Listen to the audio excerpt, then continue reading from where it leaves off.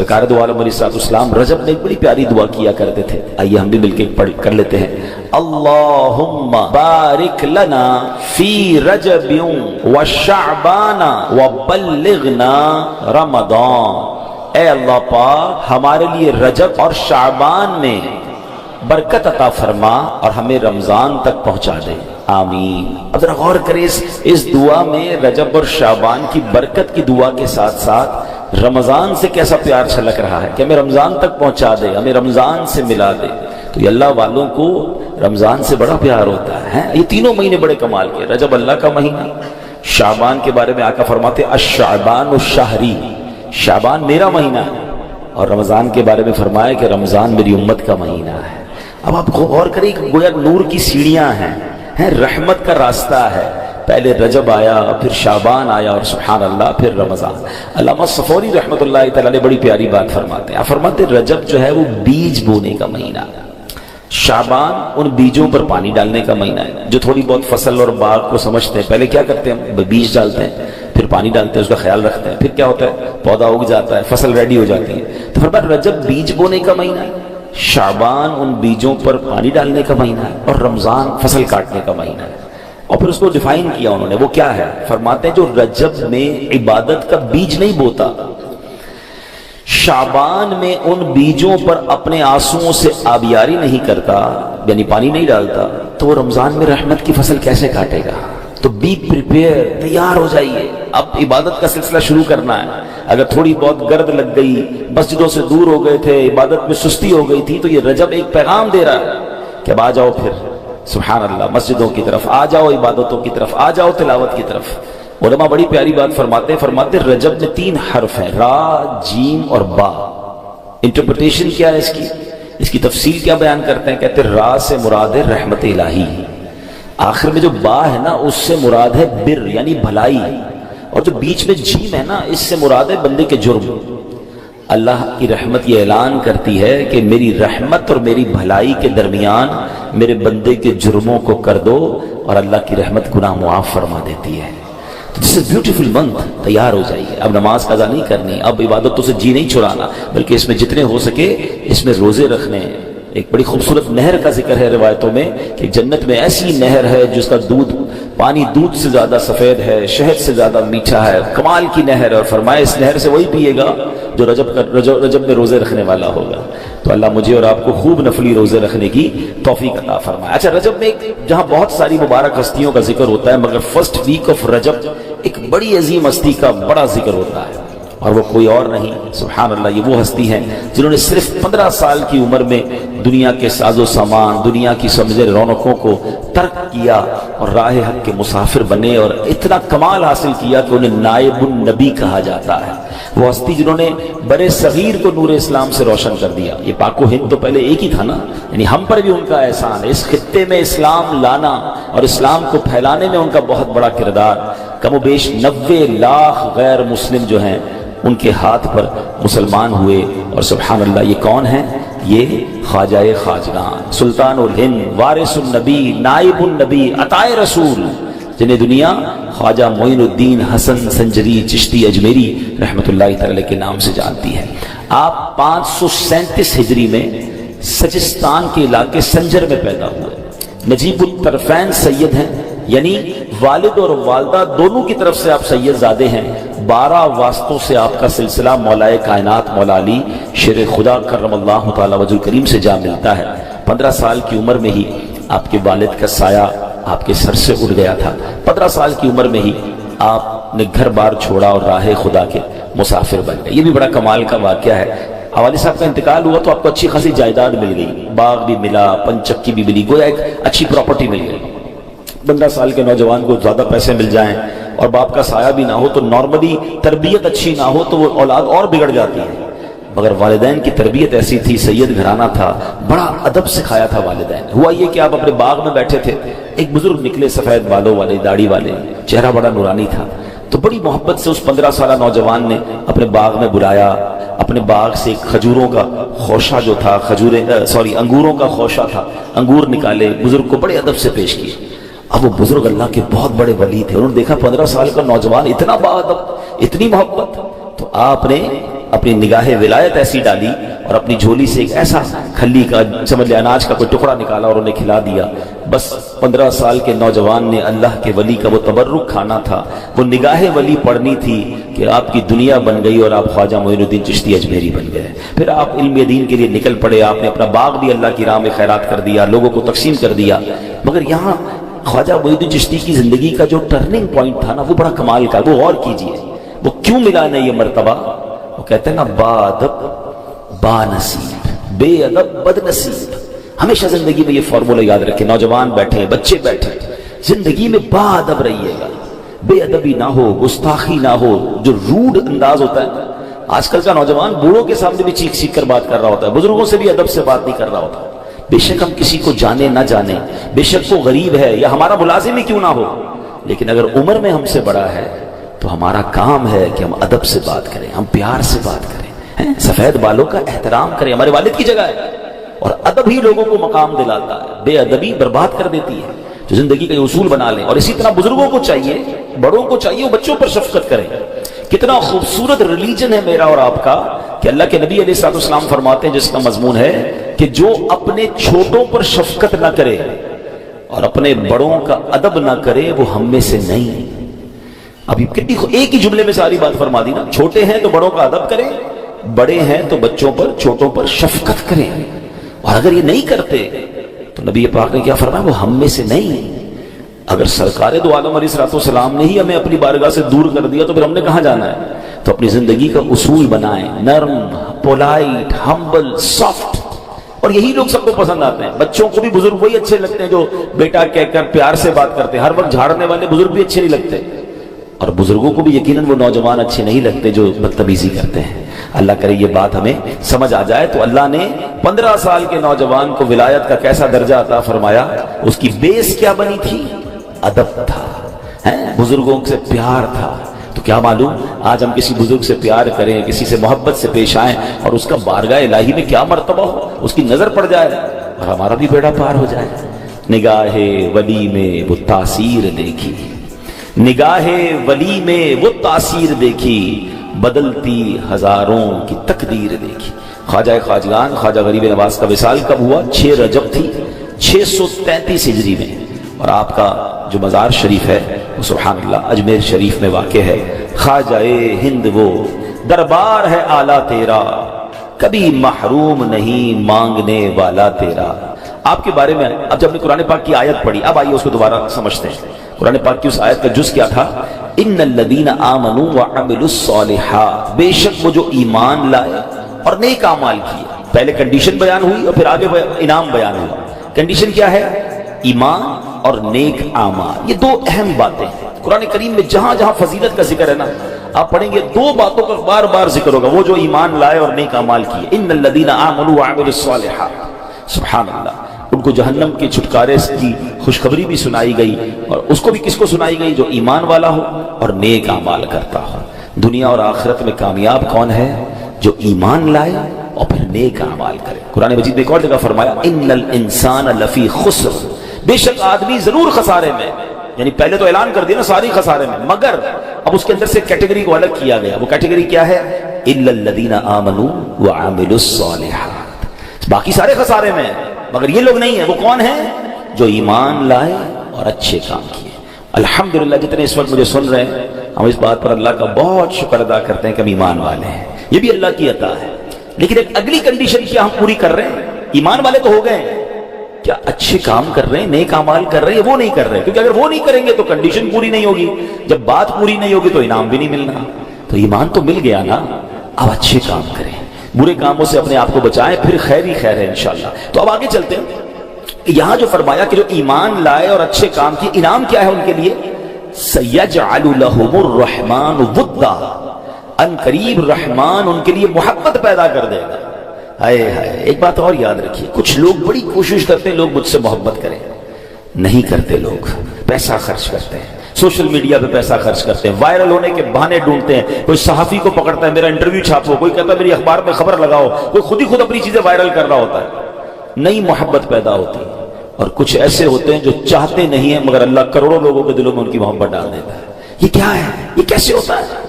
ایک بات یاد رکھیے, محبت کی نہیں جاتی، کروائی نہیں جاتی، محبت خود ہی ہوتی ہے، اور یہ اللہ کی عطا ہے۔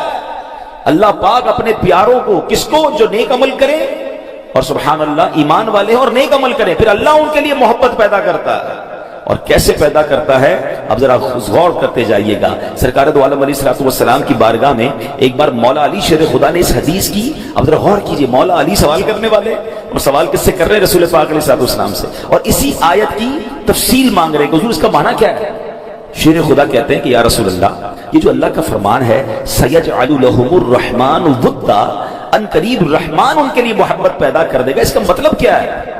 اللہ اکبر، اللہ کے نبی نے اس کو خوبصورت انداز میں بیان فرمایا اے علی، جو ایمان لاتا ہے اور نیک اعمال کرتا ہے، اللہ پاک مسلمانوں کے دلوں میں ان کی محبت رکھ دیتا ہے، فرشتے بھی ان سے محبت کرتے ہیں، اور نیک لوگوں کے دلوں میں بھی اس کی عزت رکھ دی جاتی ہے۔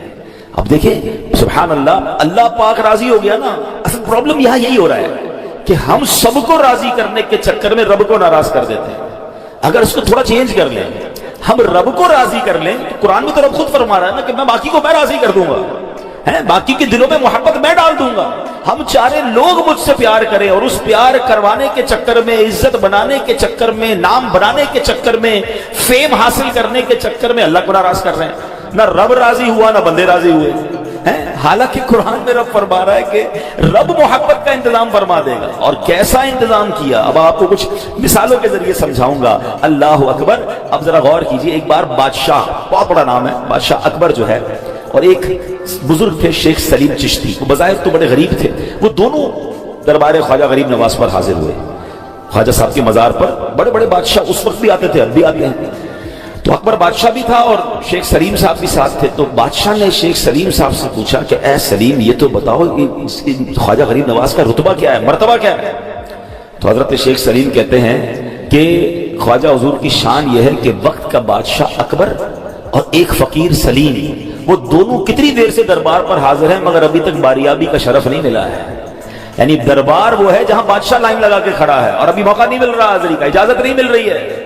تو یہ ہوتا ہے اولیاء کرام کا مرتبہ۔ سر بھلا کیا کوئی جانے کہ ہے کیسا تیرا، غوث پاک کے بارے میں لکھا نا حضرت نے، آپ کا سر اقدس کی شان تو کون جانے، سر بھلا کیا کوئی جانے کہ ہے کیسا تیرا، اولیاء ملتے ہیں آنکھیں وہ ہے تلوا تیرا۔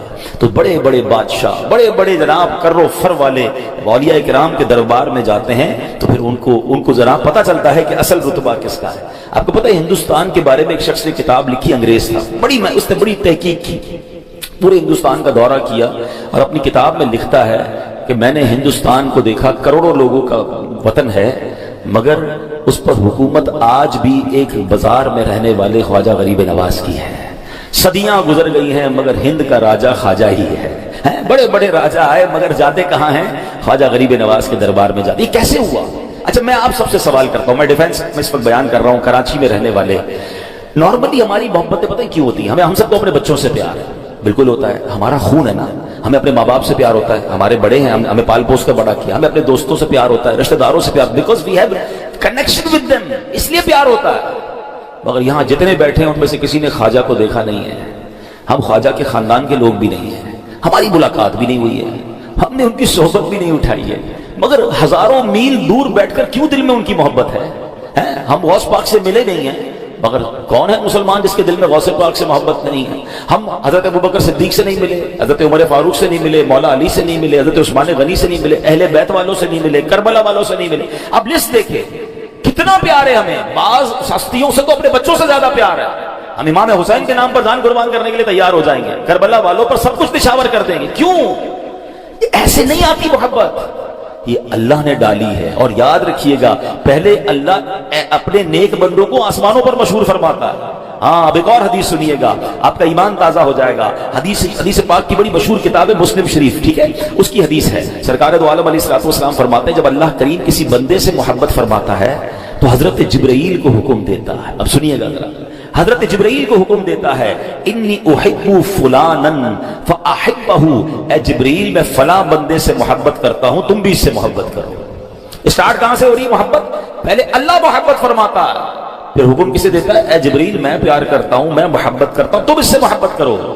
جبرائیل محبت کرنے لگتے ہیں، پھر یہ محبتوں کا سلسلہ رکتا نہیں ہے، پھر ثم ینادی فی السماء، پھر آسمانوں میں یہ اعلان کر دیا جاتا ہے کہ ان اللہ یحب فلانا فاحبوہ، اے آسمان والو بے شک اللہ فلاں سے محبت فرماتا ہے، تم بھی اس سے محبت کرنا شروع کر دو۔ یعنی آسمانوں پر شہرت ہو جاتی ہے، فرشتے محبت کرنے لگتے ہیں، پھر اللہ، اب گویا سارے آسمانوں میں اللہ کے اس نیک بندے، اس ولی اللہ کی محبت عام ہو جاتی ہے۔ اس کے بعد کیا ہوتا ہے؟ حدیث پاک میں نبی پاک فرما رہے ہیں ثم یودع له القبول فی الارض، پھر زمین میں اس بندے کی مقبولیت رکھ دی جاتی ہے، یعنی لوگوں کے دل اس کی طرف مائل کر دیے جاتے ہیں۔ اللہ اکبر! یہ آج اللہ والوں کی محبت جو ہمارے دلوں میں ہے نا، یہ محبت پہلے آسمانوں میں ہے، پہلے فرشتوں میں وہ مشہور ہوتے ہیں اور پھر زمین والوں کے دل ان کی طرف پھیر دیے جاتے ہیں۔ مجھے بتائیں نا، آج ہزاروں سال ہو گئے اولیاء کرام کو اپنے مزارات میں آرام فرما ہے، ہم کہیں اور نہیں جاتے، ہم ڈیفنس میں بیٹھے ہیں، کبھی جائیں۔ حضرت ہمارے عبداللہ شاہ غازی رحمۃ اللہ تعالی علیہ، یہ پہلی صدی کے بزرگ ہیں، 1300 سال پرانے بزرگ ہیں، مگر بتائیے کون سا دن ہے جہاں ان کی بازار پر جھمگٹا نہیں لگا ہوتا؟ دنیا بھر سے لوگ آ رہے ہوتے ہیں، ارے لوگ پنجاب سے آتے ہیں، خیبر پختونخوا سے آتے ہیں، بیرون ملک سے ہمارے مہمان آتے ہیں، کہتے ہیں ہمیں عبداللہ شاہ غازی جانا ہے۔ تو تمہیں کس نے بتایا عبداللہ شاہ غازی یہاں ہے؟ کہتے ہیں ہم نے پڑھا ہے اللہ کے ایک ایسے ولی ہیں، اتنی بڑی ہستی ہیں، ان کے مزار پر جاتے ہیں، اپنا پیسہ خرچ کرتے ہیں۔ ایسا نہیں ہر جانے والے کی کوئی تمنا یا کوئی معاملہ اٹکا ہوا ہوتا ہے، بس اللہ ان کے دلوں کو پھیرتا ہے۔ کراچی میں رہنے والوں کو داتا صاحب جانے کی بڑی تمنا، بابا فرید جانے کی بڑی تمنا، ہم یہاں رہتے ہیں ہند جا نہیں سکتے، اجمیر شریف جانے کی تمنا۔ میں گیا ہوں اجمیر شریف، ہزاروں لوگ روزانہ حاضری دیتے ہیں، مسلمان تو مسلمان، غیر مسلم بھی وہاں آ رہے ہوتے ہیں۔ ارے کبھی بغداد شریف جائیں، وہاں دیکھیں کیا حال ہے، یہ کیا ہے؟ اچھا کمال کی بات دیکھیں، کئی سالوں سے، بہت سارے سالوں سے، اب تو سوشل میڈیا کا زمانہ آ گیا ہے، کتنی کوشش کی جاتی ہے مزار سے روکنے کی، مزار کے خلاف غلط باتیں کر رہے ہوتے ہیں، جناب وہاں جانا شرک ہے، وہاں جانا بدعت ہے، وہاں جانا جناب یہ ہے، روکنے والے روک رہے ہیں، مگر اللہ نے ایسا پیار ڈالا ہے کہ لوگ ہمیشہ وہاں جا رہے ہیں۔ اچھا یہ ہاں میں ایک بات کو ضرور کلیئر کر دوں، ہمیں بھی پتا ہے کہ مزار شریف پر کچھ ایسے جاہل لوگ ہوتے ہیں جو غیر شرعی کام کرتے ہیں، لیکن ہمیشہ یاد رکھیں آپ کے ناک پر مکھی بیٹھی ہو تو ناک کاٹتے ہیں یا مکھی اڑاتے ہیں؟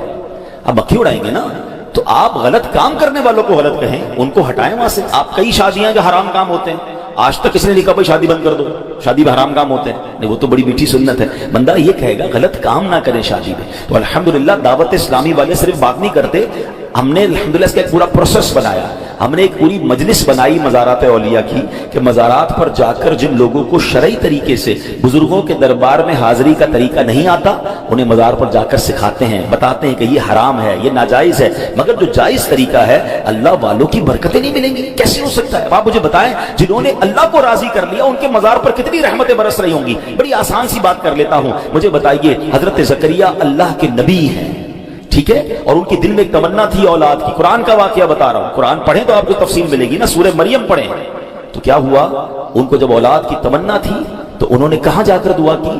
محراب مریم میں جا کر۔ حضرت مریم جس محراب میں عبادت کرتی تھی، حضرت زکریا نے جا کر وہاں دعا کی، اللہ نے اس مبارک مقام کی برکت سے آپ کو اولاد عطا فرما دیا۔ خوبصورت واقعہ پتہ ہے کیا سکھا رہا ہے؟ وہ کہیں سے بھی لوگ کہتے ہیں نا مزار پر جانے کی ضرورت، اللہ سے ہی مانگنا ہے، مسجد میں بیٹھ کے مانگ لو، گھر میں بیٹھ کے مانگ لو۔ حضرت زکریا کو نہیں پتا تھا، کیوں گئے تھے محراب مریم میں؟ جہاں اللہ والوں کے قدم لگ جائیں وہ جگہ مبارک ہو جاتی ہے، وہ دعائیں قبول ہونے لگ جاتی ہیں۔ اللہ اکبر! یہ تو واقعہ قرآن میں ہے نا، مجھے بتاؤ اللہ والوں کے قدم لگ جائیں وہ جگہ مبارک ہو جائے، جہاں اللہ والے خود موجود ہوں، وہ جگہ کتنی مبارک ہوگی۔ تو بہرحال میرا موضوع یہ ہے کہ اللہ پاک کس طرح لوگوں میں اپنے نیک بندوں کو مشہور کرتا ہے کہ پہلے آسمانوں میں محبت پیدا ہوتی ہے، پہلے وہ فرشتوں میں مشہور ہوتے ہیں، اور پھر سبحان اللہ یہاں مسلمانوں کے دلوں میں محبت ڈال دی جاتی ہے۔